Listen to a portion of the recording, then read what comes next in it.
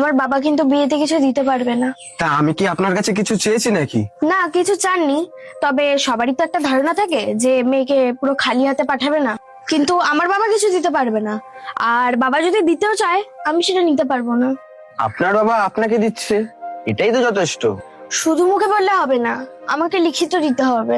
বিয়ের সময় যদি আমার বাবা আমাকে কিছু না দেয়, তাহলে আপনার বাড়ি থেকে যেন আমাকে কিছু না বলে।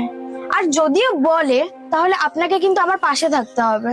ঠিক আছে, আমি আপনাকে সাপোর্ট করব, পাশেও থাকবো, আর লিখিতও দিয়ে দেবো। কিন্তু আমারও একটা আপনার থেকে লিখিত চাই। আপনার লিখিত চাই মানে? বুঝলাম না ঠিক। মানে এটাই যে বিয়ের পরে আপনি আমার সাথে কোনো কারণে থাকতে নাই পারেন, চলে আসতে চান, আমি আপনাকে ছেড়ে দেবো, আটকাবো না আপনাকে।